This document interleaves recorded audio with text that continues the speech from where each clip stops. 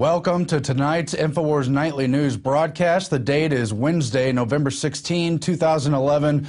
I'm Aaron Dykes sitting in, and tonight really is a tale of the parasites versus the plebiscites as we have insider trading and the feds taking over and Occupy Wall Street protesters being pushed out of their parks and clamped down upon. We'll get into that in just a moment. Later in the broadcast, we have an exclusive interview that our camera guys got with Immortal Technique. He's a very prominent rapper in the anti-New World Order circles. He's been covering issues like 9/11 for a long time. That's coming up in the broadcast. But first, in the news, there are timing questions that have emerged in the MF Global customer cash shortfall. That's because at least $200 million was found to be short October 27, just days before the firm declared bankruptcy after bad bets on the European sovereign debt crisis. MF Global Holdings Limited may have faced a shortfall in customer funds even as far back as October 27. Just hours before the bankruptcy filing, MF Global executives told regulators they believed a shortfall had somehow occurred, possibly starting on October 27 or October 28. The people told the paper. Then that number later went to $600 million. Then, in Paul Joseph Watson's report, based on Bloomberg and other reports, you find out the number's really almost $900 million, of which there was a shortfall. In Paul Watson's article, MF Global looted customers' accounts via internal bank run, but the big players got a warning ahead of time that the financial broker was set to collapse. And you go on to find out that many people were warned, and there were miraculous transfers just before the firm went bankrupt, and billions of dollars were transferred. And why was there a shortfall? Well, we'd all like to know. You've heard Gerald Celente on this broadcast last night and on the Alex Jones show today talking about his personal losses in MF Global, how they shorted him and some 21,000 other customers, according to these reports.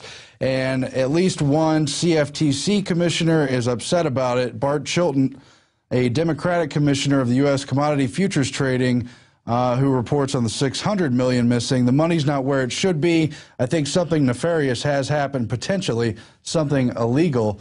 Yeah, you think so. Possibly nefarious, possibly illegal. Obviously should be looked into, but neither MF Global nor its former chief, John Corzine, who just resigned, has yet been charged with anything. And so we'll see how that develops. But they do report that many customers will be getting at least 60% of their money back, which would be a number figuring $520 million out of the total $869 million.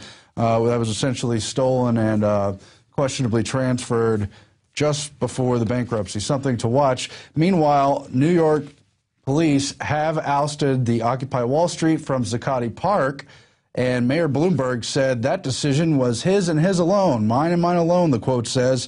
We'll get more into later how it was not his decision. It was coordinated federally through 18 cities. But they did get everyone out of the park, all their tents, belongings, and they brought in the sanitation workers who said, we're going to disinfect the hell out of this place, calling it a safety hazard and so forth and so on, saying it was a haven for criminals.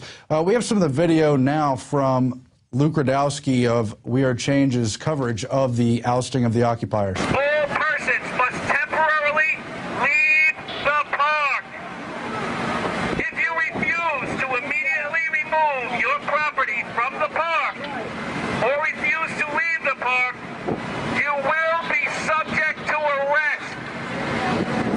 Any property left behind will be taken to the Department of Sanitation garage at 57th Street and 12th Avenue.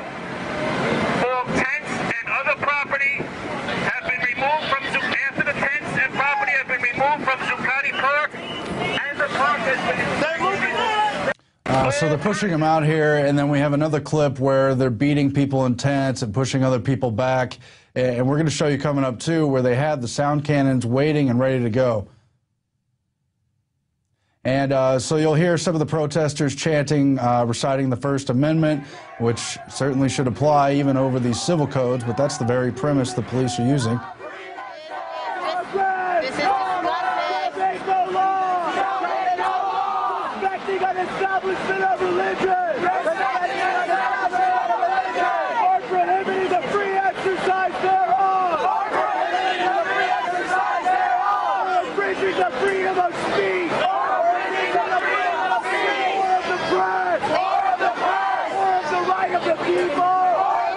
And then, as if it wasn't enough to violate the First Amendment of the actual occupiers, we also have a clip of them pushing the various press members back, including Luke, who was repeatedly told he had to move further and further down the sidewalk and away from what was going on. Let's play that clip, too. You have to leave. You cannot block the roadway. You will be arrested. All day, all week, Occupy Wall Street! All day, all week, occupy Wall Street. All day, all week, occupy Wall Street. All day, all week, occupy Wall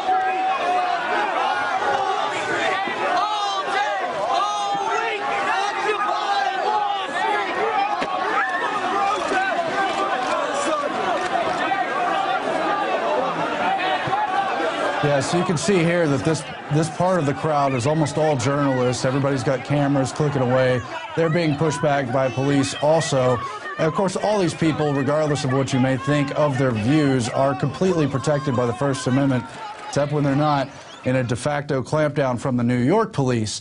But of course, it was not just isolated in New York. It happened everywhere, among other places, Oakland. In fact, it happened in at least 18 cities where there were Occupy protests going on.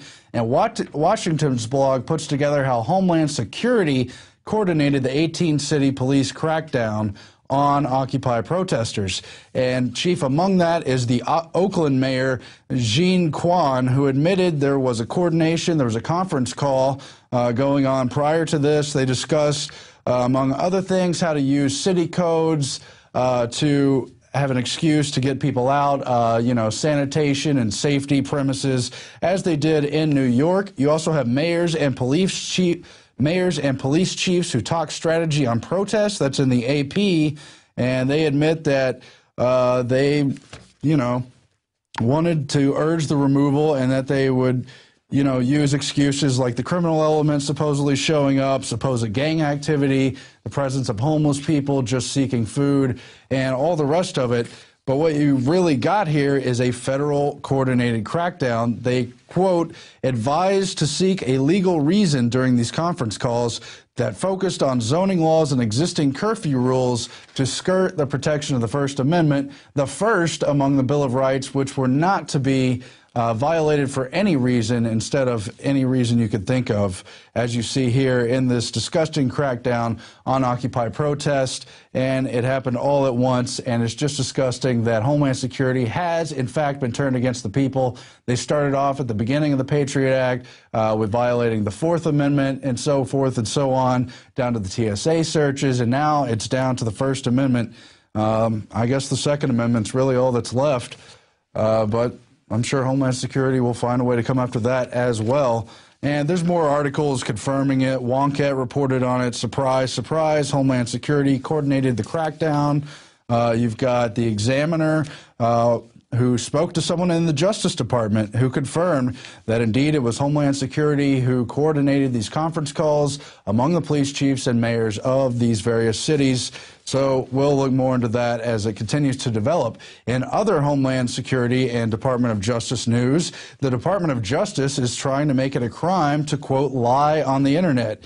And here, Kurt Nimmo reports on how they plan to use the Computer Fraud and Abuse Act to possibly punish not only serious cybercrime or hacking incidences, but people who simply lie or provide false information, violating terms of service of third parties on the internet.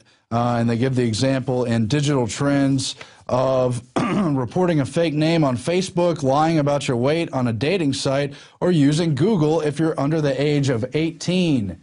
So not only does this have the potential to criminalize ordinary behavior, it's also a ready-made excuse to crack down on political activity, which we know irks the system. They've been trying to take on supposed conspiracy websites in numerous ways.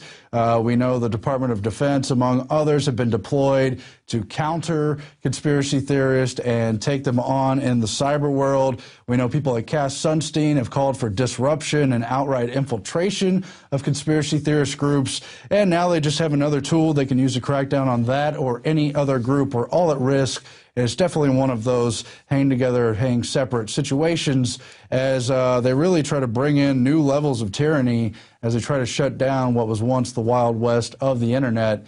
And it's going to become very corporate, and Alex has reported on all of that Internet 2.0 plan already, so we'll see what happens there. Now, we have more news coming up, but right now we have the first part of that exclusive interview with Immortal Technique, and he's really been someone who's been out there on the 9/11 issue, on a lot of other important issues. He was extremely critical of Bush during his years, and let's just see what he has to say now. Make you a hero, word to ground zero. The devil crept into heaven, God overslept on the 7th. The new world order was born on September 11th. All the things that are happening, like what tops the list right now? It's very difficult to pick just one thing that tops the list of things that are happening in the world now. I think an interesting thing to look at is America's foreign policy that really hasn't changed under Obama, as was promised. In fact, I think being that the Republicans in the 2012 race are focusing so much on the economy, it's kind of